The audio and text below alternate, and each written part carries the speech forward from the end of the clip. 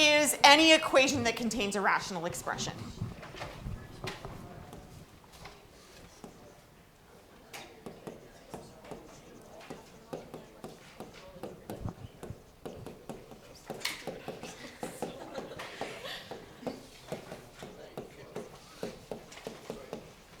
Expression. Okay, so how do we solve these? Well, we looked at solving them in 20-1. And essentially, if you have a rational expression in the equation, you've got a variable in the denominator. And that was not very fun most of the time. If it's a really simple one, like 10 over x equals 2, then you know x equals 5. But generally, they're more complicated than that. So to solve them, we need a way of getting those variables out of the denominator. And to make sure to get all of them out of the denominator, the first thing we typically do is multiply both sides by the least common denominator, right? Assuming everything's factored first. Okay, so to solve them algebraically, well, I'm going to put these down as like pre-steps, but factor and state non-permissibles. Okay, so that's the first thing we're going to do. And then we have to multiply everything by the LCD. And then we won't have any variables in the denominator anymore because all of the denominators will cancel with part or all of that LCD. So multiply everything by the LCD. Okay. Now, as soon as you do that, you change the nature of the equation. And we've seen this before. We've changed the nature of radical equations by squaring both sides, for example. And when you change the nature of the equation, what do we have to look out for? Extraneous roots, yes. So what you're going to end up with when you multiply everything by the LCD is you'll end up with a polynomial equation. And in this course, you will see stuff that's either linear or quadratic. You're not going to get anything beyond that, okay? So we need to solve the resulting equation.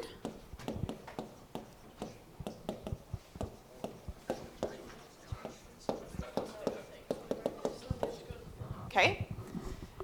And then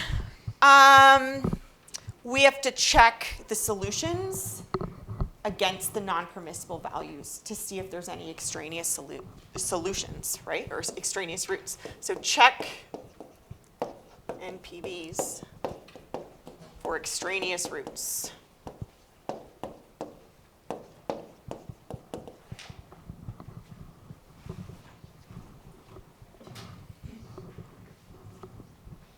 Okay, now just one thing to think about in sort of the third step is remember how to solve a linear and quadratic equation. And so, with the linear equation, you collect your variables on one side, your numbers on the other, and then you can just divide by the coefficient. With the quadratic equation, though, you have to equate to 0. And you may need to use the quadratic formula here. Okay, if it's factorable, you can factor, but if not, you got to use that quadratic formula. You are given the quadratic formula. Yes, you are. Okay, so solve each equation algebraically, find the roots or determine the x-intercepts. So by x-intercepts, right, you could solve this by equating one side to 0. If you equate one side to 0 and then you graph that side, the solutions would be the x-intercepts. So that's sort of where that language comes from. But I don't typically do that. I just, find the roots by transforming the nature of the equation. Or if I'm solving graphically, I'd graph both sides as two separate graphs and look for the intersection point. Okay? So first thing we need to do is make sure that everything is factored. And in this case, it is. Okay, what's the non-permissible value for A? 0. Okay, and then just be aware of all the other terms. These all have a denominator of 1, right? So if there's nothing in the denominator, if it's just an x term or a constant, they do have a denominator of 1. Because if we look at the LCD, between x and 1, the LCD is x. Okay, so when we multiply both sides by x, and I usually just multiply the whole thing by x and then distribute that in, then these guys are going to get multiplied by x as well, right? So if you were to distribute this in, well, here's where the nice x's will cancel. So x times 14 over x is just 14. And then minus x times x is minus x squared. And then plus 5x equals x times 0 is 0. So now we have a quadratic equation. Okay, now I would do a couple of things here before I start trying to either factor or use the quadratic formula. And this is just my personal style. You don't have to do this, but I like to do this. And the things that I like to do are first reorder the terms that we have it in the form ax squared plus bx plus c. And then I like to try and make the coefficient of x positive because I just find it easier to factor that way. So what I'm going to do is divide both sides by -1 because 0 over -1 is just 0. So there's no change there. All of these signs are going to change. So I'm going to get x squared minus 5x minus 14 equals 0. And again, this is not mandatory, but I'm just sort of used to factoring with that coefficient being positive. Okay? And now if this is factorable, I would need two numbers that multiply to -14 and add to -5. Yeah. X minus 7 and x plus 2 equals 0. So x equals 7 or x equals -2. Okay. Now I'm going to check my non-permissible. The non-permissible was 0. And 0 is not one of the solutions, so these are both valid solutions. Okay. Actually, when we went through this process, one thing that I was just reminded of that I wanted to mention from your last test is that some of you, when you equate to 0, just drop the equal sign, and it's no longer equation, and then you factor, and then at the end of the day, you put those back in. So that's actually mathematically incorrect. You need to keep that equals 0 there. If you just have this factored with no equals 0, then there's nothing to solve. Okay, so I sort of let that slide, but that's just something to keep in mind. If you're solving an equation, every line should have an equal sign. Okay? All right. Let's look at this guy. So I don't know if I'm going to have room. I may have to do C somewhere else. Okay, so I've got -2 over x plus 3 equals 2 plus 5 over x. Okay, so is there anything to factor here? Nope. Okay, what are the non-permissibles? -3 and 0, right. Okay. What's my LCD? X plus 3. Okay, so this has a denominator of 1. I got 3 different denominators here. Okay, one of them is x plus 3, one of them is 1, one of them is x. They're all factored. Are any of them identical? No. So the LCD is all of them multiplied together. Okay? Yeah, it's not like because you see an x there and an x there, you can just combine them, right? Because think about it. Let's say x equals 2. This would be 2. This would be 5. The LCD is not 5. It's 10. You got to multiply them together. Okay? So I'm going to rewrite this because it's going to be too squishy. Over x minus 3 equals 2 over 1 plus 5 over x. And I'm going to take the whole thing. It's x plus 3. Oh, thanks. That's easy to fix. Just had to add a little line. Okay, I'm going to multiply the whole thing by x times x minus 3. Plus 3. Okay, I'm getting all my mistakes out at the beginning today. Okay, so when I distribute this in, from this first term in the equation, the x plus 3's will cancel. So what I'm left with is negative 2 times x. Okay. From the first term on the right side, nothing's going to cancel. So I'm going to end up with 2 times x plus 3. And then when I distribute here, the x's will cancel. So I'll be left with 5 times x plus 3.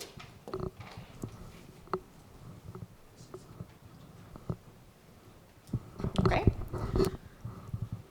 So that's, if you get to that stage, you're in really good shape. Now we just need to expand, see what we're dealing with. This one's going to be quadratic, and then equate one side to 0. So I'm going to do that next. Negative 2x equals, this will be 2x squared plus 6x, and then plus 5x plus 15. Okay? And if I add 2x to this side, I'll just stick it in here somewhere. Then left is 0. This is 2x squared. Okay, so I've got 6x plus 5x plus 2x. That's 13x plus 15. Okay, so is this factorable? Yes. How do you know? What's that? How do you know that it's factorable? Some of you may just know how to factor it, right? Because if you're used to doing guess and test, then that's, yeah.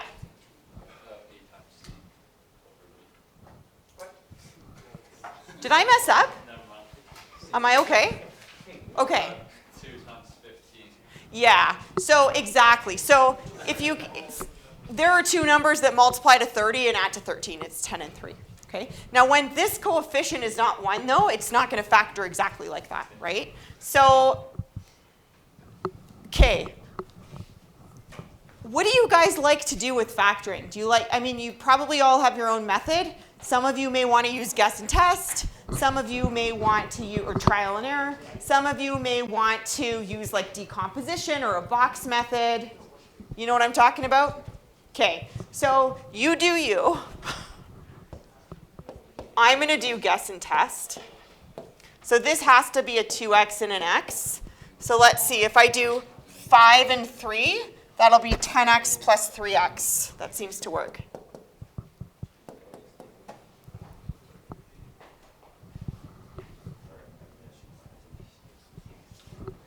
Okay. All right, so let's see. We will get two solutions from here. 2x plus 3 equals 0. I'm running out of space, but. So 2x equals negative 3. X equals negative 3 over 2. And x plus 5 equals 0. That one I'm sure you can do in your head.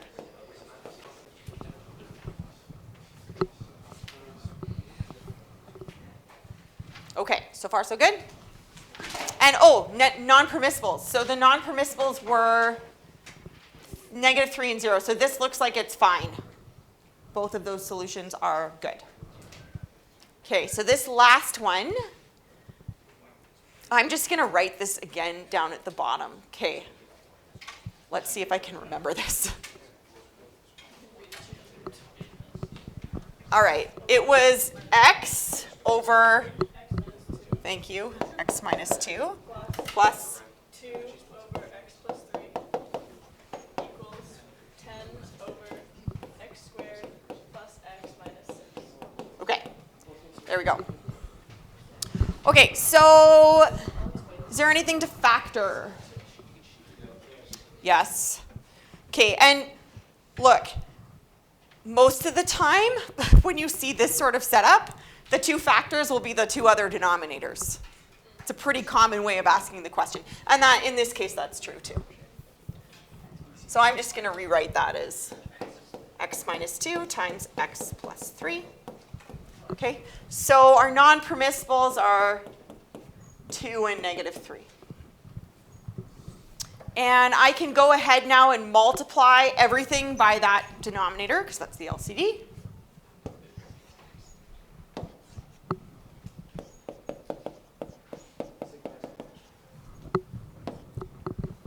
Okay, and here the x minus 2's will cancel. So we'll have x times x plus 3. Here the x plus 3's will cancel. So we'll have 2 times x minus 2. And here everything cancels, so I just have the 10.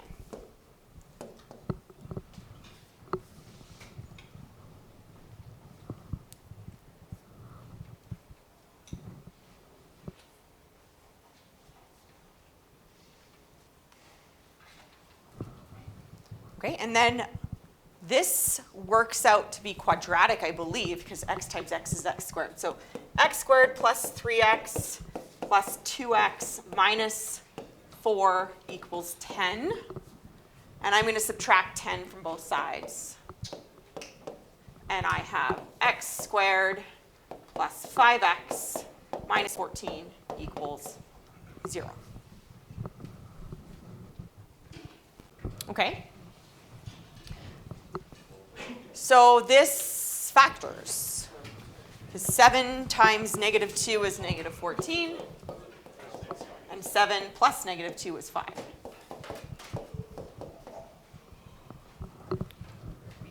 Okay, so we can say here, all right, x equals 7. No, negative 7. And 2. 2 is extraneous. That's right, because 2 is a non-permissible value. So this is extraneous.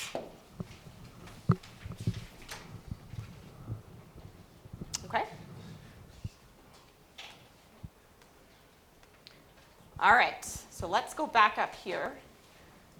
Okay, so I don't know if you solved these graphically last year, but we're going to solve these, this guy graphically. And then we're going to verify algebraically.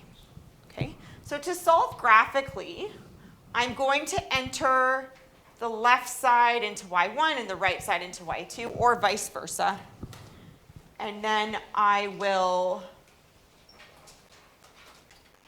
find the intersection points.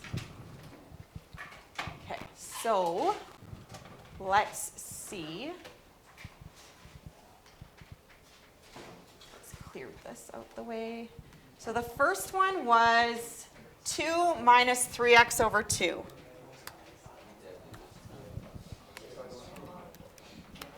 Okay, and the second one, this I need to do in brackets. 1 plus 4x minus x squared. Whoops.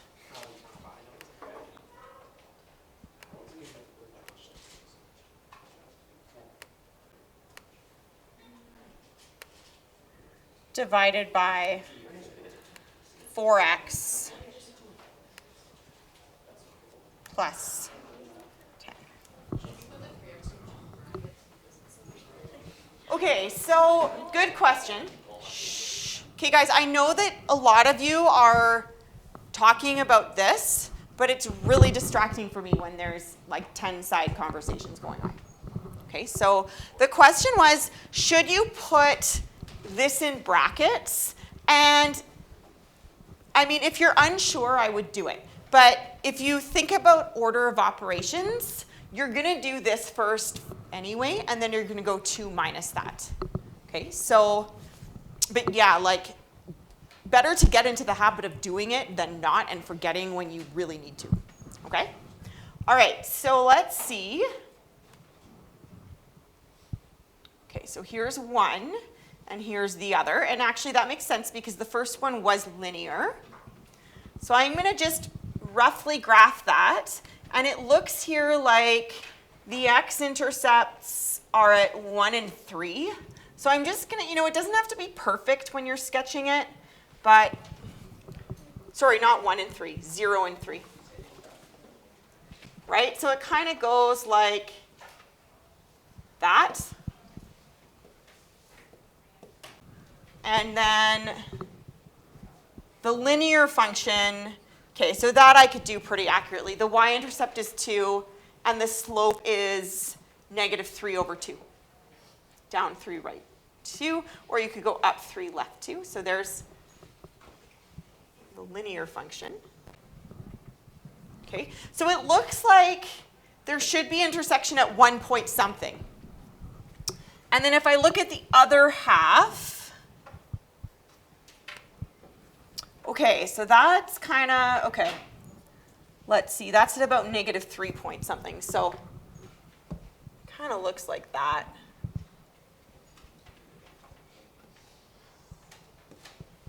Sort of. Okay, if you're using technology, that's good enough.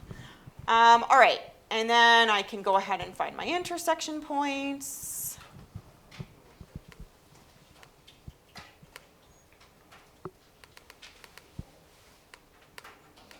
Okay, so that's at 1.14, and the second one is at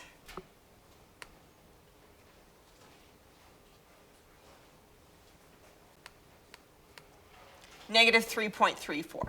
Okay, so x equals 1.14 or -3.34.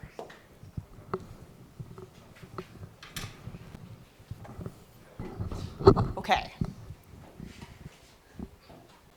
Algebraically. All right, so algebraically, this can be factored. Now, you don't have to factor it. It's okay if you don't.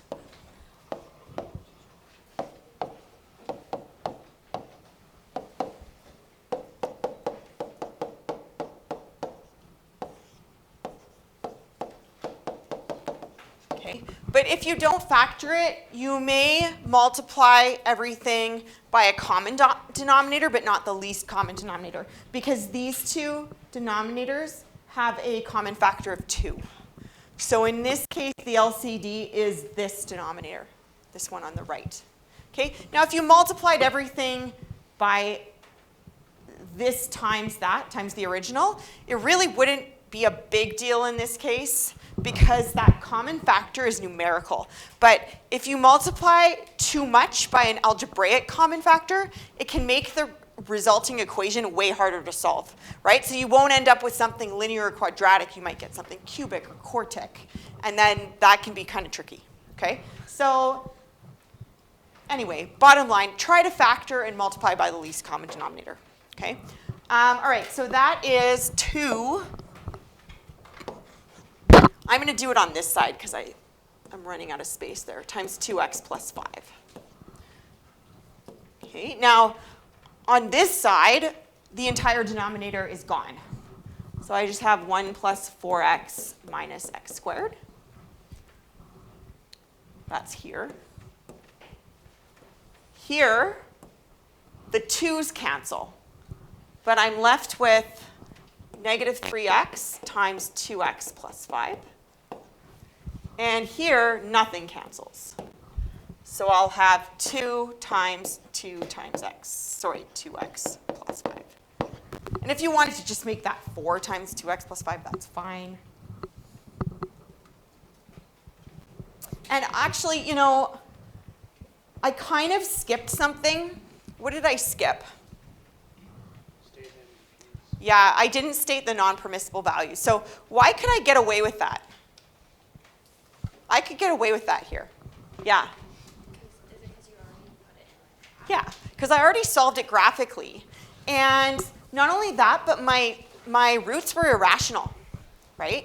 So this has a non-permissible value of -5/2. I know that's not going to be an issue because I already solved it graphically, okay? But I should really go through the motions and do that too. Okay, so this is 4. I'm just going to make this 4. So this becomes 8x plus 20 minus 6x squared minus 15x equals 1 plus 4x minus x squared. Okay? And when I equate to 0, let's see.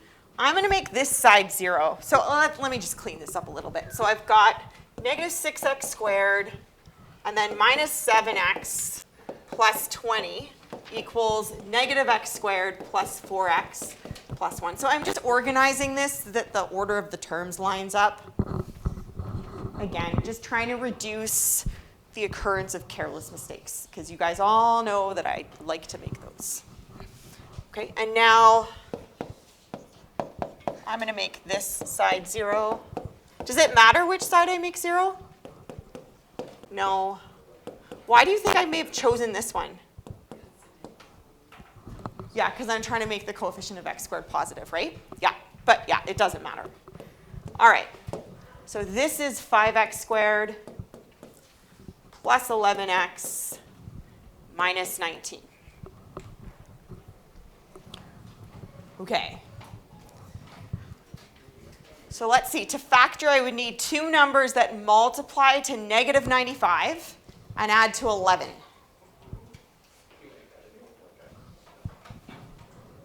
Is that possible? Probably not. Okay, so one thing, you guys, is that one way, and I wouldn't necessarily expect you guys to go here, but I want to sort of model for you the kind of thinking that I go through and the types of shortcuts that I can make by sort of understanding other parts of math, okay?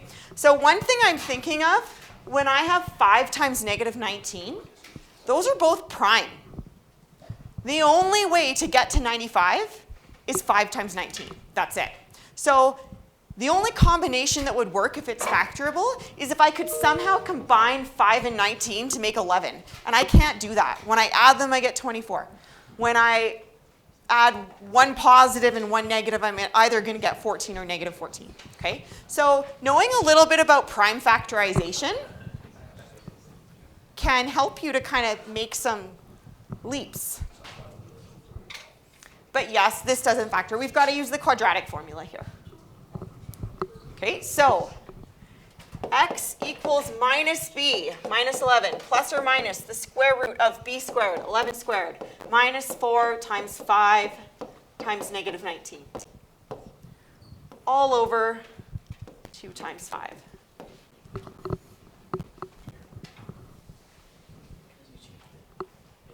Okay, so let's see. Negative 11 plus or minus, what's that? I don't know. 11 squared. Thank you. Square root of 501 all over 10. Okay, now to verify that your graph is correct, I suppose we should probably get decimal approximations because that's what we got on the graph. So, what's that? Wait, okay, for your x squared, it's a negative x. So, like, when you combine them, like, it equals, like, what was she, negative 6? Plus. I added 6x to both sides, 6x squared to both sides. So that this side would be 0? Oh, shoot. Yeah? If you wanted to do it the other way, that's fine. You can make either side 0. Particularly when you're using the quadratic formula, it's not such a big deal. Okay, so yeah, like, we're not going to go through this, but truly to verify, you should get decimal approximations here so that you know that you get the same decimals as what you got on the graph. Okay? But just in the interest of time, are we okay if we don't do that? Yeah? Great.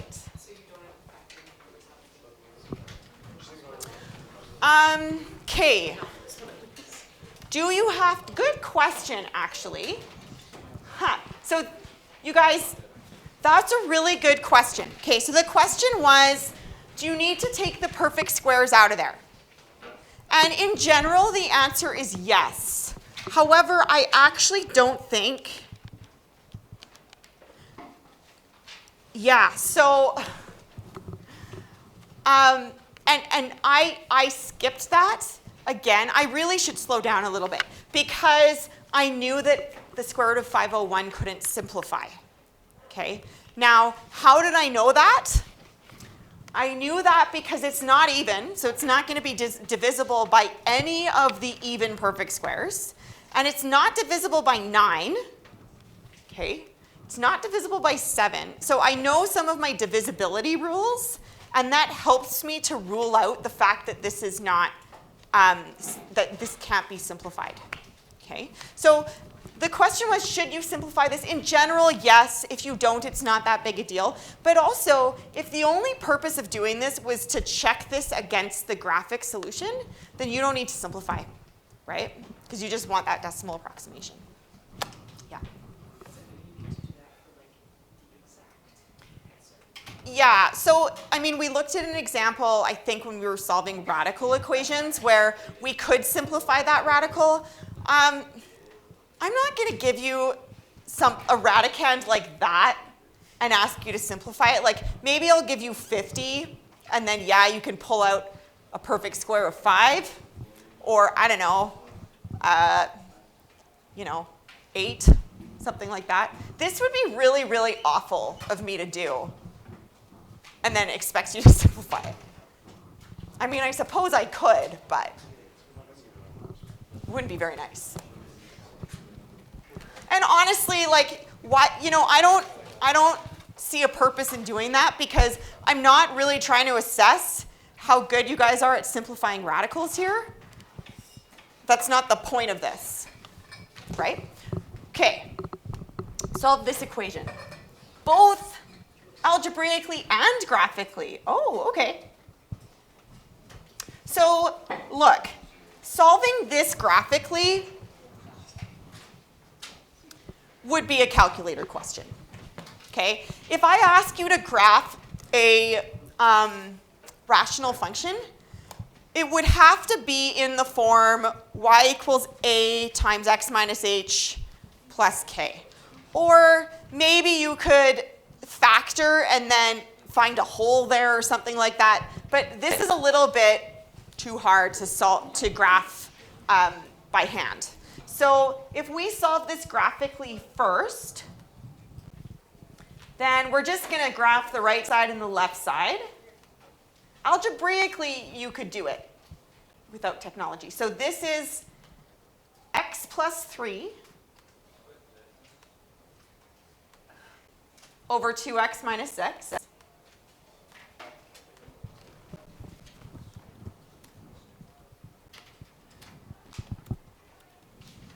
And the second one is 2x minus, no, where's my calculator? There it is.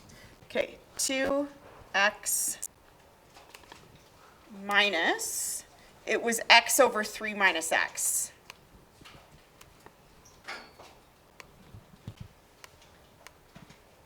Okay. Okay, so there we go. I'm going to graph it. And, ooh, interesting. So I got to see what's going on down there.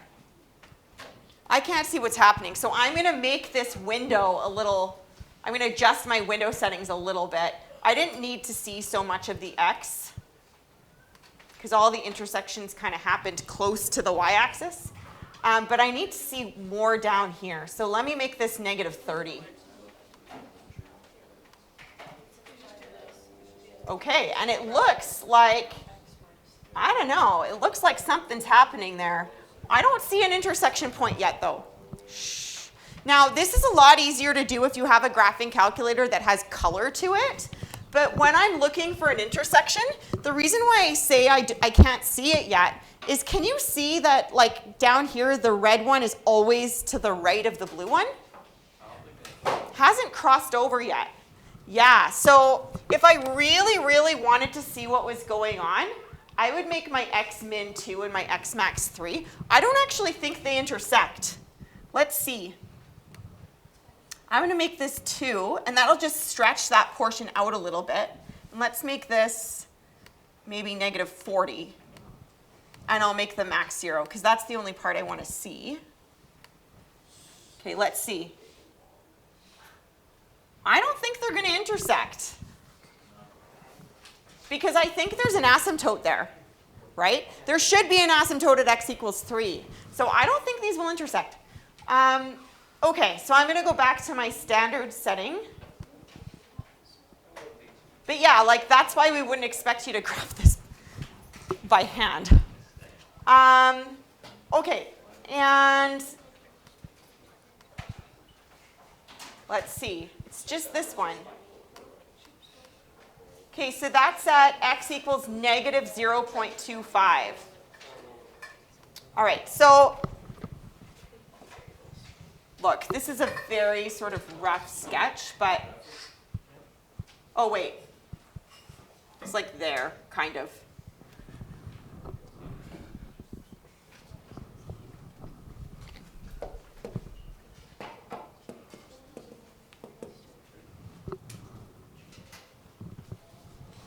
It's not a great sketch.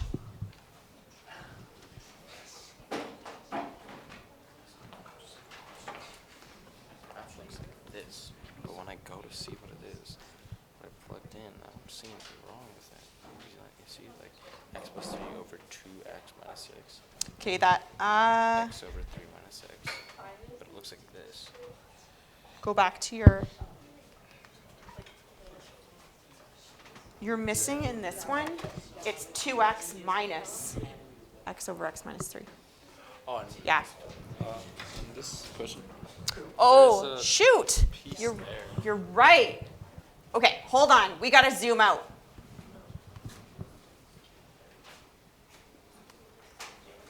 Okay, I'm going to zoom. Let's make this negative 20.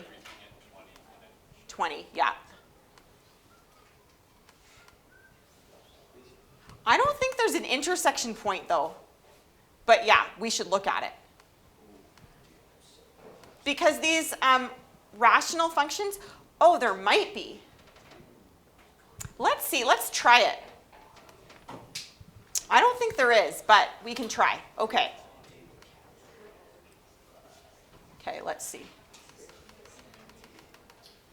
No, go back. There we go. Enter, enter. No, it just gave me this one again. Yeah, but there is another portion to that, isn't there? You know what? Within this window frame, though, there's scales on this on these axes. Within this window frame, you're not going to see it because this goes from negative 10 to 10, negative 10 to 10. So it's like up here somewhere. But it is there.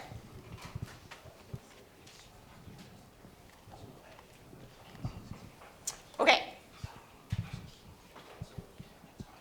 So let's solve this thing algebraically. So firstly, is there anything that can factor?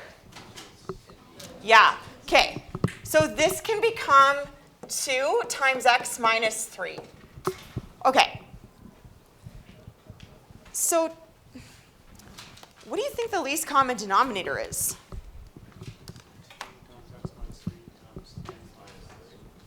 Okay, so one answer was 2 times x minus 3 times 3 minus x. So that is a common denominator, but it's not in fact the least common denominator. Because if I take this guy, I'm going to rewrite this.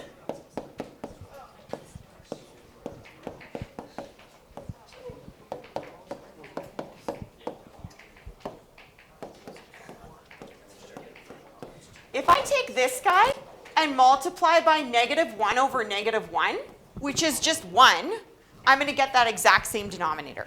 And so if you ended up multiplying by that denominator instead, by both factors, you will still get an equation that should give you the same solution, but the equation's going to be harder to solve because, like, imagine multiplying this guy by 2 different factors that have an x in them, x minus 3 and 3 minus x. Now this piece is cubic, and that's not really fun, right? So I'm going to do this instead, and look out for that. It's a really common thing that we'll throw at you, where we'll give you 2 factors with subtraction and the order is reversed. So you need to know that those are negatives of one another. Okay? Why do you have to times it by negative 1 though? Can't you just pull out the negative? Yes, you can make this plus and then switch them. Yeah. Okay? But that's a shortcut. This is really what's happening, right? Okay, so you're going to get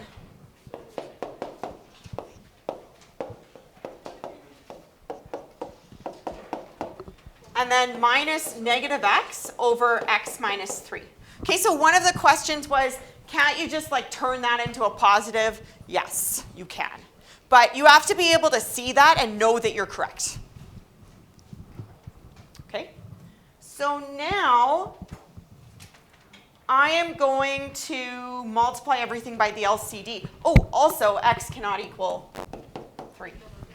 And oh, this is another thing. Okay, so if you have two different factors that produce the same non-permissible value, you can always do this sort of thing.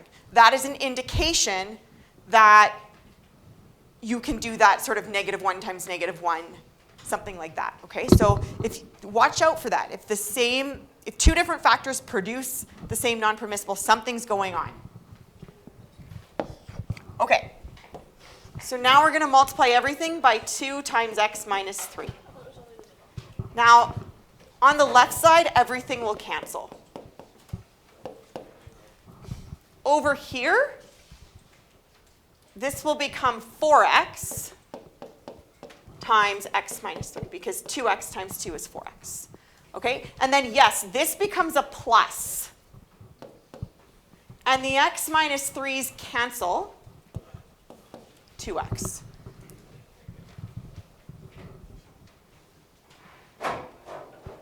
Okay, so we have some, expand and simplify stuff to do.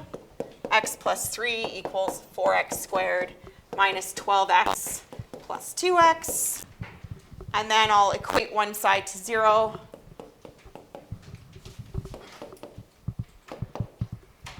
So we have 4x squared. 0 equals 4x squared. Okay, so minus 12 plus 2 minus 1, negative 11. Minus 3. Okay, now is this factorable? Indeed. It is. How do you know, or are you just guessing? 4 times -3 is -12. Yes. And -12 and 1. Yes, so it's factorable because there are two numbers that multiply to -12 and add to -11. Okay, so the other reason why you can say that it's factorable is we solved this graphically, and we got an answer of x equals -0.25. What can you say about that value? -0.25. Is it rounded? That was exact. If you get exact solutions to a quadratic equation, or I should say, sorry, if you get rational solutions to a quadratic equation, then it is factorable. Okay? You can get exact solutions by using the quadratic formula. Okay, so let's see.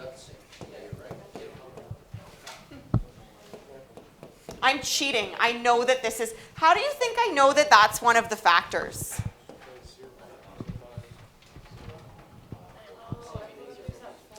How did I know? I didn't even have to do trial and error. But I knew that that would be a factor.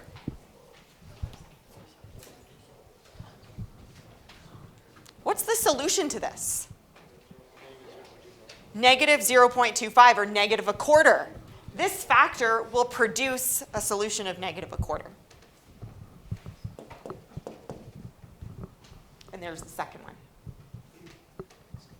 Okay, so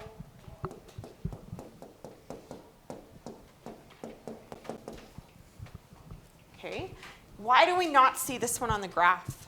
Yeah, it's extraneous. Yeah.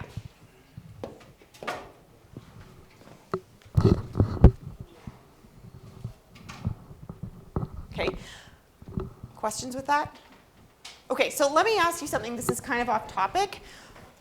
In today's lesson, I just made a bunch of connections that is some of my thinking process when I'm solving problems. So, for example, me knowing that that was going to be one of the factors by using the graphic solution is an example of sort of communicating to you some of the thinking that I go through. Do you like that or not? Yes. Okay. Some people might not like it. The reason I ask is that I think the more that people in general and you guys talk with each other about your mental math and the connections that you make to get solutions, you actually become stronger and learn more strategies in problem solving, okay? Some people, though, it's a little overwhelming because you kind of hear it and you're like, wait, was I expected to make that connection? And that is not the case, okay? It's, you know, maybe in 4 or 5 years from now, if you're still studying math, you'll be able to make some of those connections. But I can make those connections just because I have a lot of experience. So, you know, if you get overwhelmed by that, come and talk to me because I can back off. Thank you. Okay, last question. So this is an application. You are organizing a fundraiser for the local children's hospital. You are asking local businesses to each donate a door prize. You've asked 9 local businesses, but only 1 has donated a prize. Your goal was to have 3/4 of the businesses donate. If you succeed in getting every business to donate a prize from now on, how many more businesses do you need to ask to reach your goal? This is hard. Okay, so it is kind of hard, but one hint is in these types of questions, any sort of application question, look for what's being asked for and assign a variable to that. Okay, so we want to know how many more businesses do you need to ask? Okay, I'm going to say let X be the number of businesses that will still be asked.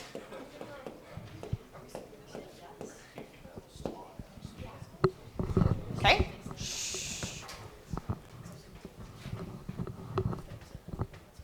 Okay. So now what we're looking at, if that's our variable, this is actually really a ratio problem. We want the ratio of businesses that say yes to total businesses to equal 3/4. Okay?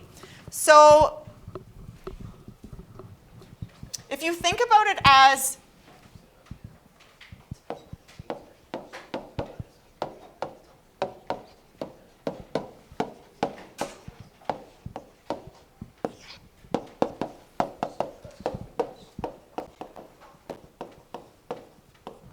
businesses that say yes over total businesses, our goal is for that to equal 3/4. Okay? Most rational applications will model a situation that either involves ratios or rates, because a ratio and a rate is a comparison between 2 numbers, and a fraction is a comparison between 2 numbers. This one happens to be a ratio problem. Does anyone know the difference between a ratio and a rate?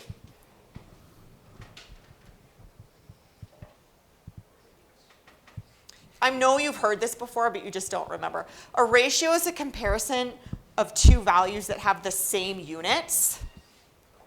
And a rate is a comparison of 2 values that have different units, like kilometers per hour. That's a rate, because you're comparing distance to time. Whereas this is a ratio because you're comparing businesses to businesses.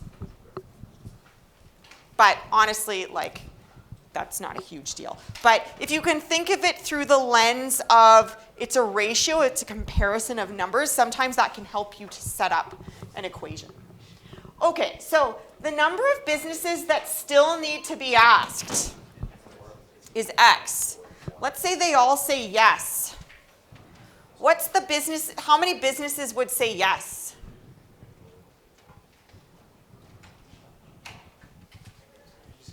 How many businesses would say yes? What's an expression for the businesses that say yes? 1 plus X. Yes. Because 1 has already said yes. what's an expression for the total businesses? Yeah.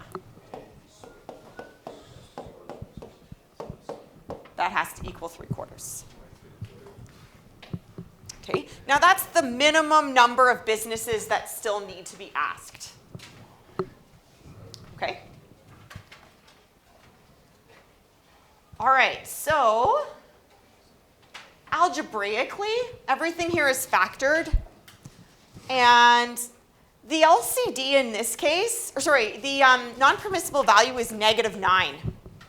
But I'm not even going to write that down.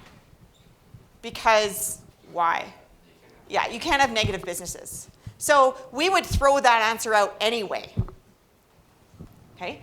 But the LCD here is 4 times 9 plus x.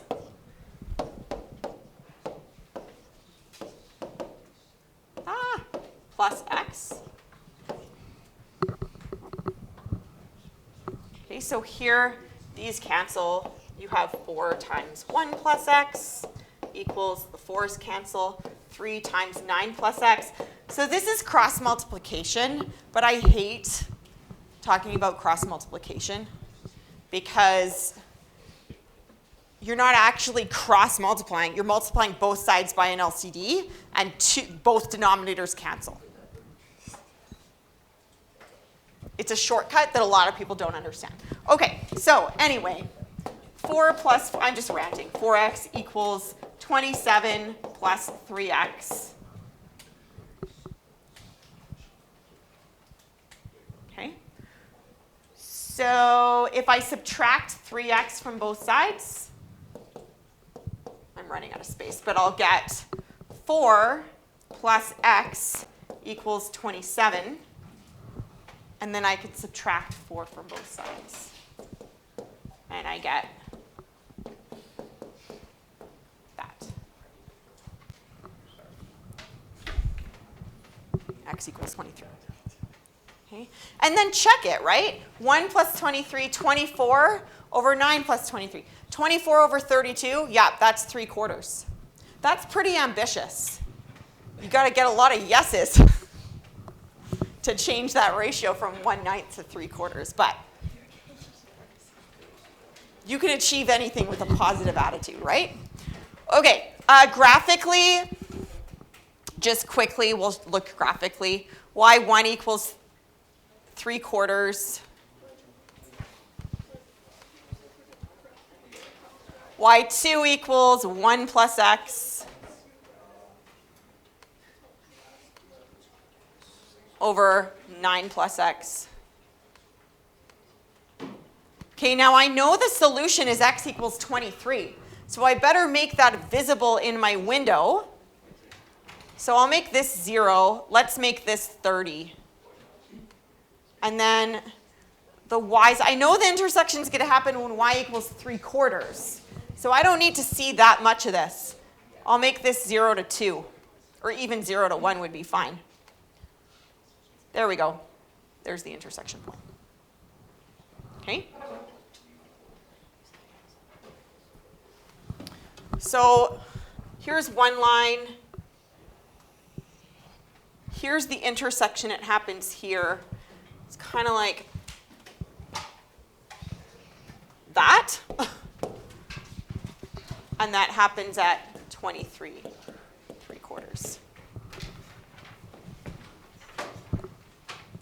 Okay, this is a hard problem though. In 20-1, just about all of these types of problems, the applications, were rate problems and more specifically, speed, distance, time problems. And those can get kind of formulaic and it's kind of like, okay, if you've done them 5 times, then you know what to do. This one's harder though because a ratio problem is not as common as a rate problem. Okay? All right. So that is it for today.